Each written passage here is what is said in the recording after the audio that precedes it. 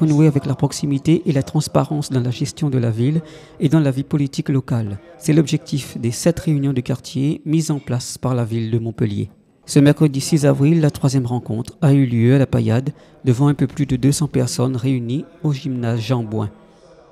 Plusieurs thématiques sociales ont été abordées, environnement, sécurité, aménagement du quartier et un accent mis sur l'éducation. École Bazelet de Renault, réfection de l'étanchéité de la toiture, 90 000 €. Une école est le reflet de ce qu'est un quartier. La mixité, ce n'est pas quelque chose sur lequel moi je peux réellement faire un travail de fond au niveau des écoles.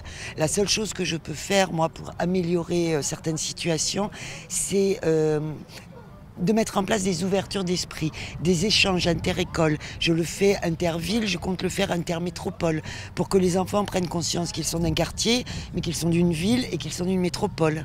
Parmi les autres sujets développés se trouve le programme d'accessibilité des bâtiments publics, la réfection des berges de la Mosson, le revêtement du terrain de football des Tritons, les travaux au lac des Garrigues et les investissements dans les logements dans le cadre de l'ANRU 2 à la Paillade. Viennent ensuite les réactions des habitants. Nous sommes déçus, nous pensions que vous parleriez du revêtement du marché de Selle-Neuve, qui est urgent à faire. C'est une espèce de sable, quand il pleut, c'est plein de flaques, et l'été, c'est plein de poussière. Depuis l'installation de caméras automatisées, on reçoit pas mal de PV. Tous les fournisseurs se plaignent. On a une seule place pour la livraison. On souhaite savoir ce qu'on peut faire pour, je ne sais pas, autoriser temporairement pour livrer ou... Franchement, on attend de l'aide pour bien pratiquer notre domaine d'association et voilà, s'occuper de la jeunesse. S'occuper de la jeunesse de Haute-Massane.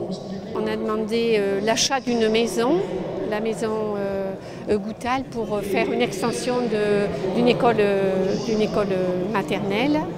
On a demandé la réfection du marché de Selle-Neuve, le sol du marché. Et on nous a aussi promis les rénovations du vieux village de Selle-Neuve. La sécurité, c'est tout ce qui m'intéresse en ce moment, c'est la sécurité des enfants, de ma fille, de nos enfants, de tout le monde. Donc voilà, parce que la sécurité, elle n'y est pas au niveau des écoles, il n'y a rien du tout. Et après, refaire des quartiers, pourquoi pas. Et surtout, agrandir au niveau des parcs. Parce qu'il y a 4 parcs pour, je ne sais plus pour combien d'enfants, donc je trouve que ce n'est pas normal.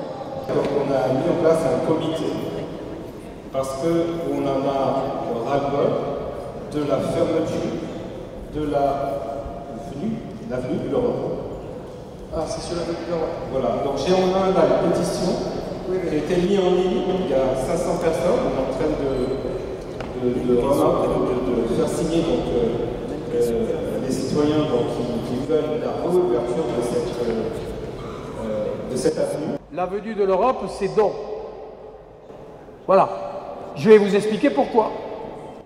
Parce que c'est un accord avec l'État dans le dossier ANRU Mosson. Le département s'est engagé à dévier l'avenue de l'Europe au travers de pierres vives pour couper la vitesse de l'avenue de l'Europe. Et deuxièmement, pour permettre à Pierre-Vive physiquement de venir se raccrocher avec la construction du quartier Paillade. C'est à ce prix-là, fermeture de l'avenue de l'Europe, que Mme Mandrou et M. Vézinet ont pu obtenir le dossier ANRU Mosson. Pour tous les projets de rénovation, 434 millions d'euros ont été alloués, dont plus de la moitié destinés à l'éducation, au cadre de vie et au lien social. La dernière réunion publique aura lieu au gymnase Georges Bunel, après Darrennes, le 13 avril.